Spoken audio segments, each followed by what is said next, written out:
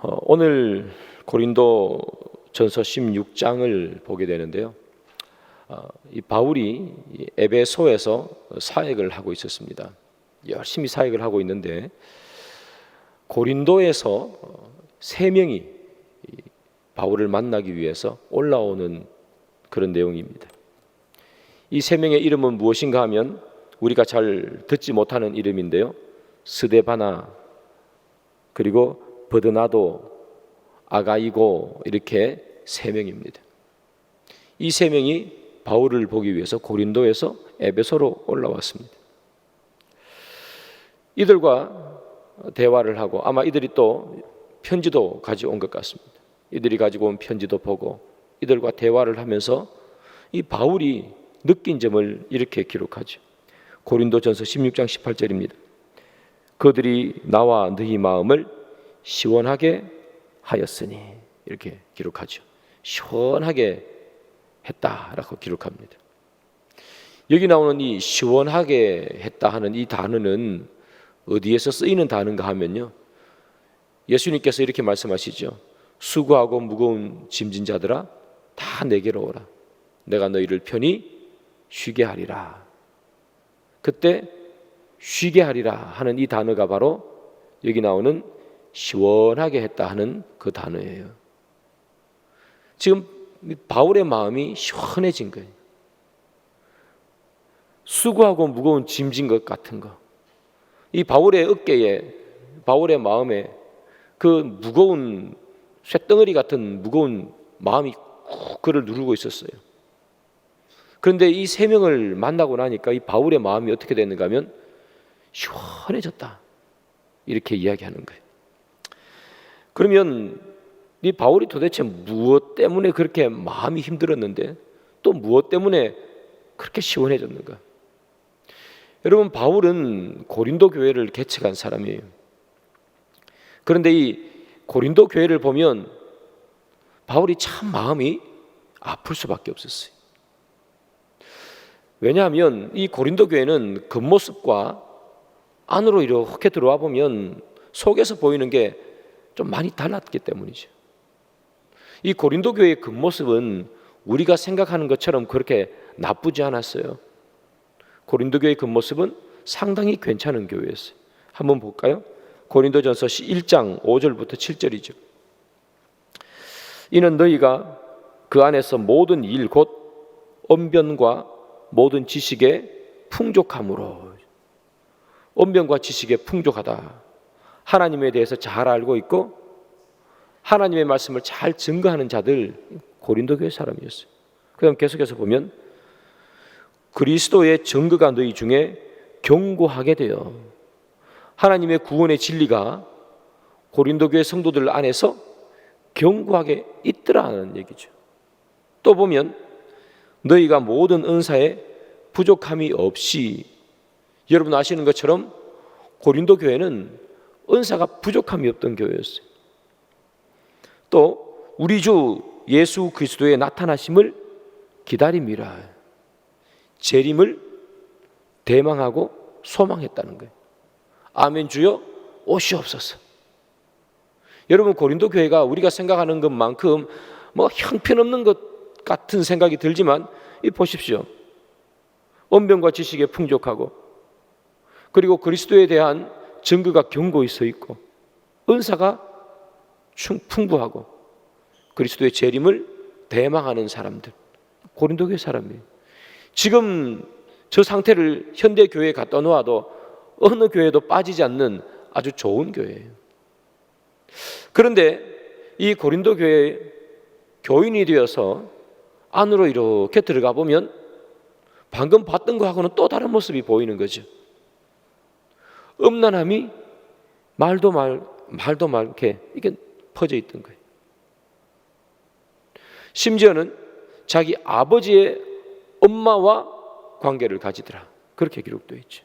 물론 자기를 낳아준 친엄마는 아니겠습니다만 그게 고린도 교회예요. 그것뿐만이 아니라 은사가 풍부했는데 이 절제를 하지 못하다 보니까 은사 때문에 교회가 혼란해졌어요. 방언을 하는 사람은 방언의 은사가 최고다. 병 고치는 은사를 가지고 있는 사람은 무슨 소리 하냐? 병 고치는 게 최고지. 각각 각양의 은사를 다 가지고 있는데, 풍부했는데, 그게 교회를 세우는 게 아니라 서로 나누고 분쟁을 하게 만들었단 말이죠. 또 그것뿐만이 아니에요.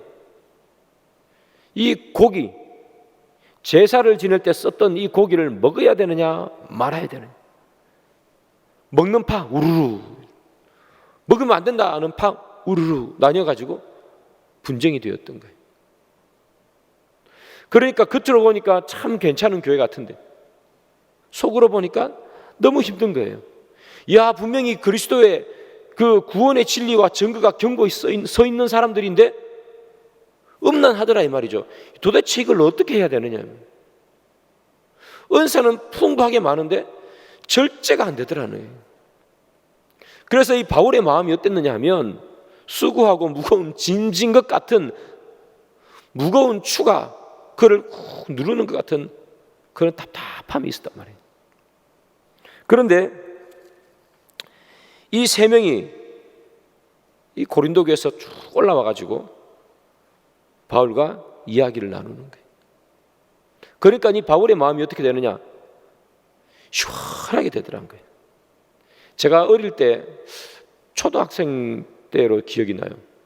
저희 이모님 집에 놀러를 갔는데 방학 때 뭐 이거 지금 먹다가 체했어요. 그때 어릴 때니까 뭐 체한 거 이런 거 잘 모르고 그냥 배가 아프고 막 땀나고 뭐 그랬던 것 같아. 그 저희 이모님이 아마 체한 것 같다 이렇게 하시면서, 그때는 뭐 병원에 데리고 가고 그런 게 아니라 이리 와봐라 이렇게 가니까 엄지손가락에 실로 이렇게 묶어가지고, 손가락을 이렇게 묶고 바늘을 하나 이렇게 꺼내셔가지고 이렇게 머리에 이렇게 하시죠. 그렇게 이렇게 탁 땄어요. 그러니까 이 손에서 피가 나는데, 손가락에서 진짜 새까만 피가 나오는 거예요. 근데 그때 지금 느낌이 아직도 기억이 나는데, 뭔가 이렇게 꽉 차 있는데 쑥 내려가는 느낌이 드는 거예요. 지금 이 바울의 그런 느낌인 거죠. 이 세 명이 와가지고 고린도 교회의 이야기를 쭉 하니까 이 바울의 마음이 쑥 내려가는 것 같은 시원함을 느꼈다는 거예요. 그러면 이 바울이 어떤 것 때문에 시원하게 느꼈는가 한번 살펴봅니다. 두 가지인데요. 첫 번째는 성도를 섬기기로 작정한 사람 때문에 시원하게 느꼈어요. 한번 볼까요? 고린도전서 16장 15절.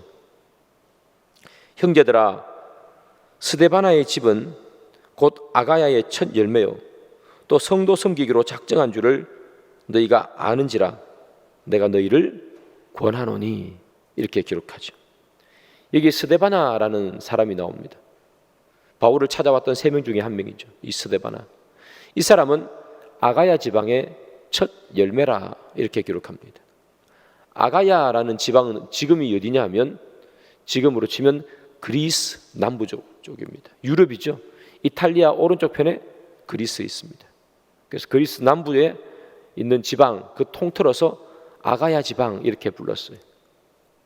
그 아가야 지방에 대표적인 도시가 두 개가 있는데 하나는 아테네, 하나는 고린도 이렇게 됩니다. 그 아가야 지방의 첫 열매, 처음으로 이 스데바나의 집이 예수를 믿게 되었어요. 스데바나의 집이 예수를 믿었다 이렇게 되어 있죠. 그 스데바나라는 사람만 예수를 믿은 것이 아니라 그 온 집이 다 예수를 믿었어요. 이 집 할 때 이 집은 가정을 얘기하겠죠. 근데 이 고대의 가정 이렇게 얘기하면 우리는 그냥 우리 가족 이렇게 되는데, 가족뿐만 아니라 거기에 같이 사는 종들, 노예들 싹 다 포함해서 집이에요. 그래서 이 스데바나는 예수를 믿고 그의 온 집이 예수를 믿게 전도한 사람이에요. 그래서 이 아가야 지방에 스데바나의 집이 처음 열매라 그러잖아요. 스데바나는 믿고 부인, 자녀, 친척, 그의 집에 사는 종들까지도 싹 다 예수 믿게 한 사람, 스데바나라는 사람이에요. 근데 이 스데바나인 사람은 그의 집이 예수를 믿었다 이렇게 보니까 자기 집에 가족뿐만 아니라 종들도 함께 산 거죠. 그러니까 이 스데바나라는 사람은 상당히 부유한 사람이었어요. 자, 이 스데바나가 무슨 일을 했기에 그렇게 시원하게 만들었는가? 고린도전서 16장 15절을 다시 봅니다. 형제들아, 스데바나의 집은 곧 아가야의 첫 열매였도 성도 섬기기로 작정한 줄을 너희가 아는지라 내가 너희를 권하노니. 바울의 마음을 시원하게 해준 것, 성도 섬기기로 작정했기 때문에. 고린도 교회 하면 머리가 정말 막 찢어질 듯 아파요. 그런데 이 스데바나 하면 그 찢어질 듯 아픈 것 가운데서 시원한 그런 마음이 들게 만드는 거예요. 왜? 성도 섬기기로 작정했기 때문에. 여러분, 여기서 섬긴다는 말은 어떻게 도대체 섬기는 건가? 성경에 정확하게 기록되어 있지 않지만 그러나 학자들의 의견은 거의 대부분 동일합니다. 그가 어떻게 섬겼느냐? 가난한 자를 도와주고 병든 자를 도와주었고 그의 집을 공식적인 집회 장소로 내어 놓았더라 하는 거예요. 여러분, 스데바나는 제가 좀 전에 말씀드렸다시피 큰 부자였습니다. 큰 부자면 섬김을 받는 데 익숙할까요? 섬기는 데 익숙할까요? 그는 이제까지 늘 섬김을 받았던 사람입니다. 큰 부자였으니까 어디를 가도 자리에 상석에 앉았을 거고 어디를 가도 맛있는 것을 먹었겠죠. 그는 큰 부자였습니다. 그는 늘 섬김을 받는 데 익숙한 사람이었습니다.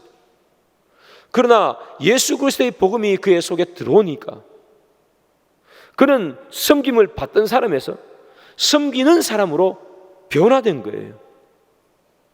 누구를 섬기느냐? 가난한 사람, 병든 사람.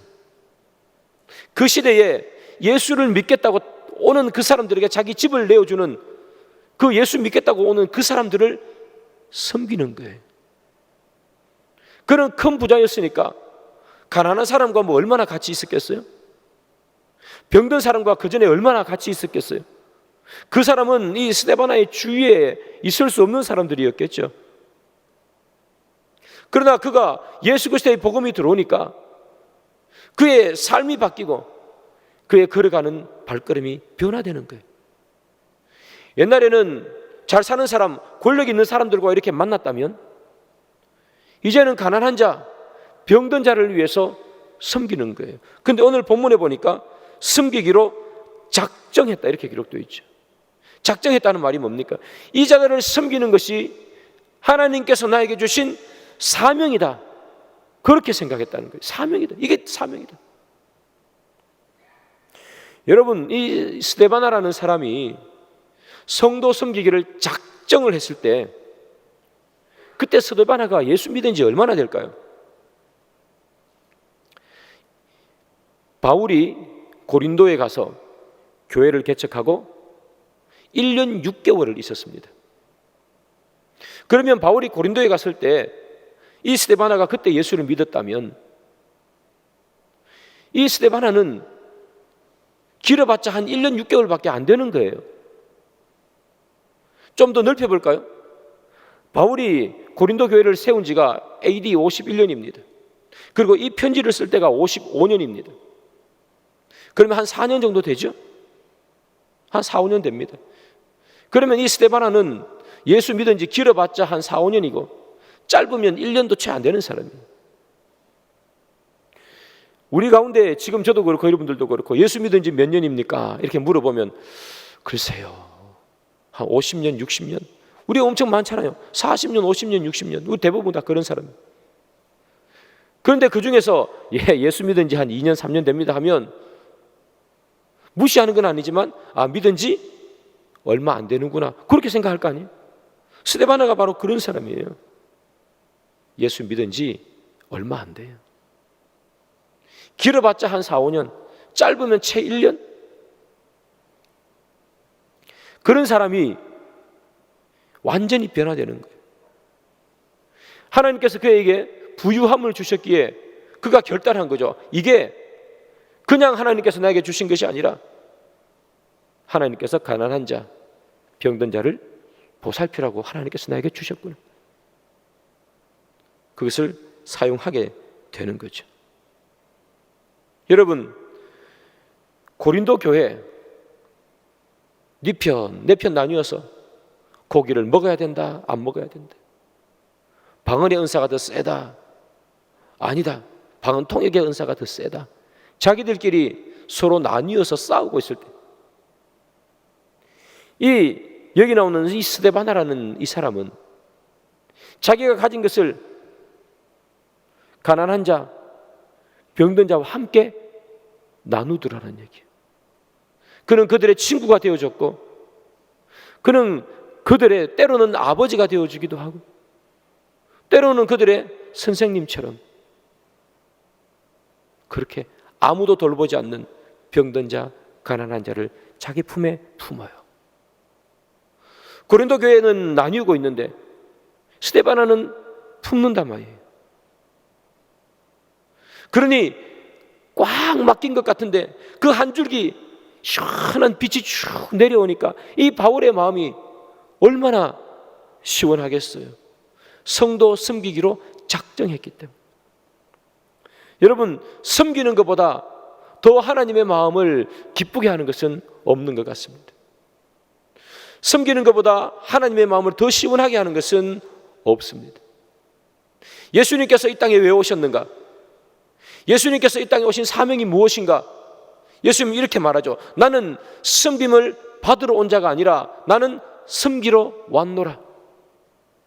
예수님께서 그렇게 말하죠. 그리고 제자들의 발을 씻어주세요. 누가 하나님의 마음을 시원하게 하는가? 섬기는 자. 섬김으로 함께 품고 한 가족을 만들어가는 자. 그 자가 하나님의 마음을 시원케 하는 거예요. 저와 여러분들도 하나님의 마음을 시원케 하는 자들이 되기를 바랍니다. 섬기기를 바라고, 정말 많은 아픔들 가운데서도 우리가 섬겨서 주의 마음을 시원케 하는 그런 우리가 되기를 바라요. 여러분, 오늘 기도하실 때 그냥 돌아가지 마시고 내가 누구를 섬겨야 할까? 내가 섬겨야 하는데 섬기지 못한 사람은 누구일까? 이 스데바나가 이전까지 그와 교류하지 않던 병든 자, 가난한 자에게 예수의 마음이 들어오니까 그냥 달려가서 그 사람들과 함께 되는 것처럼, 내 친한 사람, 나와 가까운 사람, 그런 사람을 섬기는 것이 아니라 내가 이제까지 조금은 멀리했던 사람, 내가 이제까지 조금은 불편하게 생각했던 사람은 누구일까? 오늘은 여러분 그 사람을 위해서 기도하시고 그 사람을 위해서 섬기는 하루가 되면 좋겠어요. 그것을 실천할 때 하나님의 마음이 시원해지실 겁니다. 여러분들이 잘 알고 친한 사람 섬기는 게 아니겠죠. 스데바나처럼 잘 알고 친하진 않지만 그러나 내가 섬길 수 있는 사람, 그 사람을 섬기는 귀한 하루, 그 사람을 섬길 수 있는 힘을 달라고 기도하는 그런 이 새벽이 되기를 소망합니다. 자, 바울은 그의 마음을 이 세 사람이 시원케 했다 이렇게 되어 있는데요.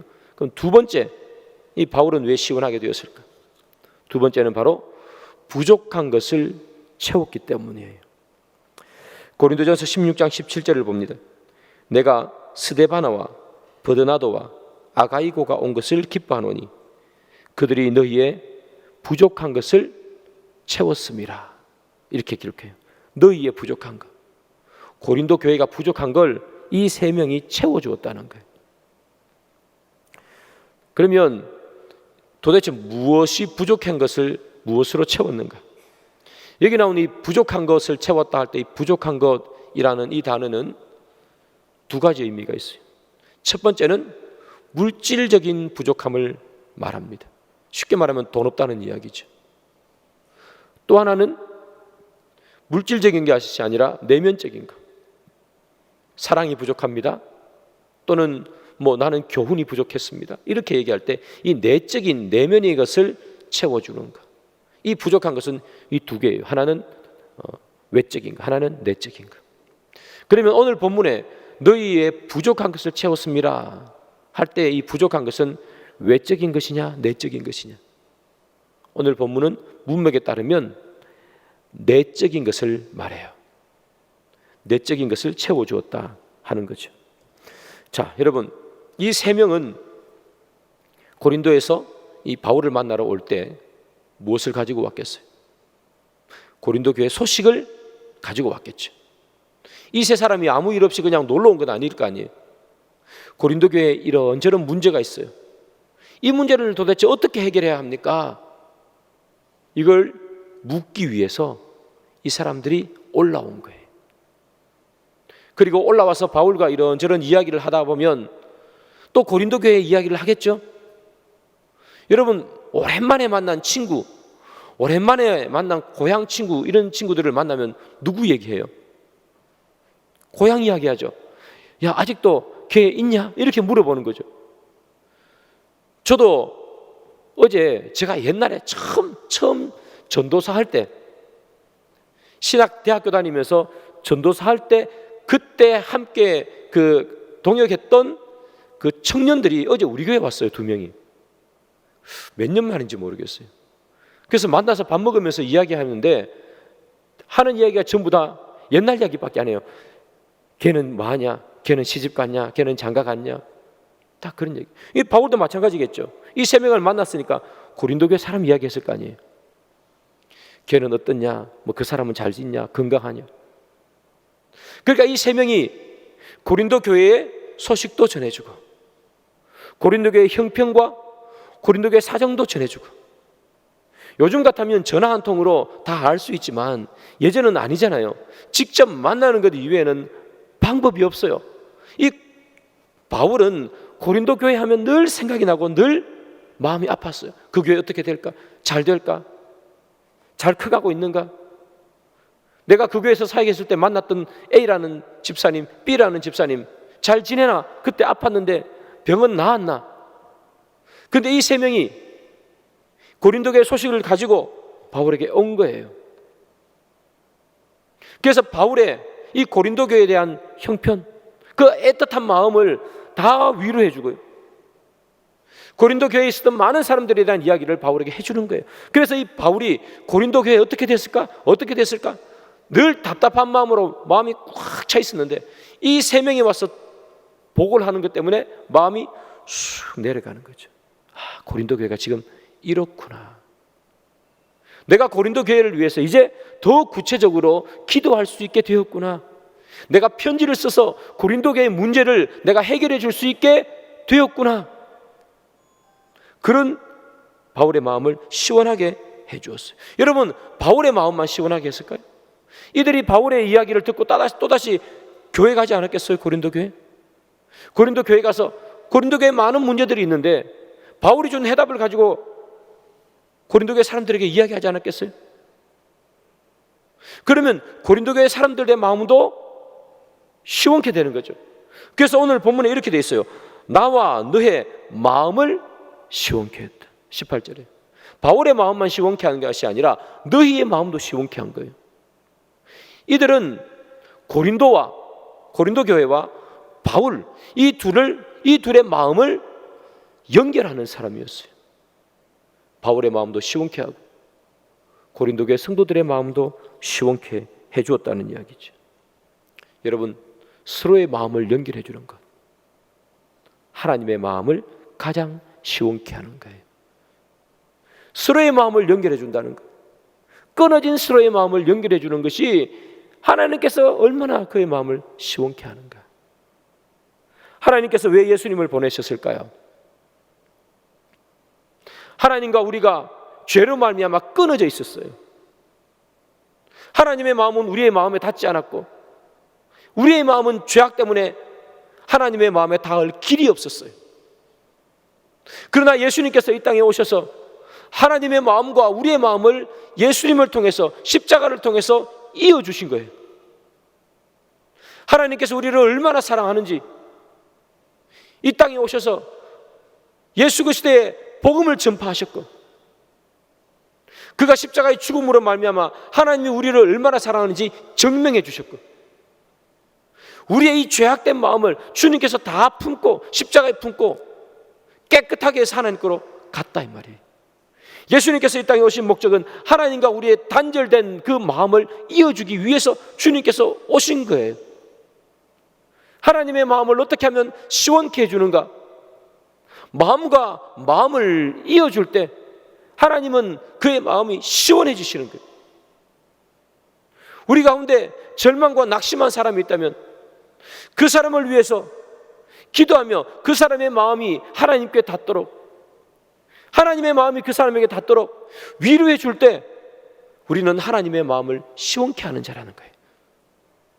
때로는 신앙생활 열심히 하면서 여러 가지 시험 때문에 낙심하여 쓰러져 있는 자에게 가서 위로하고 예수의 말씀으로 다시 새 힘을 주는 사람, 그 사람을 하나님께서는 기뻐하시는 거예요. 사람과 사람과의 관계 때문에 서로 등 돌리고 있는 그 사람에게 찾아가서 위로해주고 사람과 사람을 연결해주고, 그러기 위해서 내가 헌신하는 사람들, 이 세 명이 바울을 만나기 위해서 비행기를 타고 왔겠습니까? 자동차 운전하고 왔겠습니까? 그 먼 길을 수고하고 고생해서 온 거 아닙니까? 누가 월급을 주나요? 수고하고 헌신해서 무너져 있는 마음을 하나님과 연결시켜 줄 수 있는 사람, 쓰러져 있는 사람을 하나님과 연결시켜 주는 사람, 그 사람을 하나님께서는 기뻐하시더라. 하나님의 마음을 시원케 하는 사람은 바로 그런 사람들이란 말이죠. 하나님의 마음을 시원케 하는 사람, 오늘 본문에 보면 두 가지로 우리가 살펴봤어요. 첫 번째는 성도를 섬길 때, 또 하나는 마음을 이어줄 때. 그런데 여러분, 이 두 가지의 공통점이 뭔지 아세요? 다 나를 위한 삶이 아니라 남을 위한 삶이에요. 성도를 섬기더라. 가난한 자, 병든 자, 아픔이 있는 자, 남을 위해서 섬기는 거예요. 마음을 이어준다. 쓰러져 있는 사람을 하나님과 연결시켜주고, 서로 등 돌리고 있는 사람을 서로 연결시켜주고, 나를 위한 삶이 아니라 남을 위한 삶을 살 때, 나를 위해서 모으는 인생이 아니라 남을 위해서 내 것을 내어주는 인생을 살 때, 그때 하나님은 그의 마음이 시원케 되는 것이고 우리를 기뻐하며 주의 자녀로 맞이하는 것이겠죠. 사랑하는 여러분, 7월은 무더운 여름이죠. 이 무더운 여름에 어떤 것이 하나님의 마음을 가장 시원하게 해줄까? 남을 위해서 헌신할 때예요.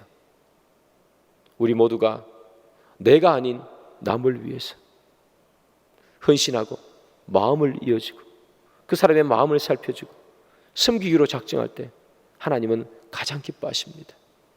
오늘 하루, 또 이번 7월 한 달, 짧게는 우리 만나서 이 3일 동안 정말 하나님의 마음을 기쁘게 하기 위해서 섬기기로 작정하고 마음을 이어줄 수 있는 그런 저와 여러분들이 되기를 주님의 이름으로 축복합니다.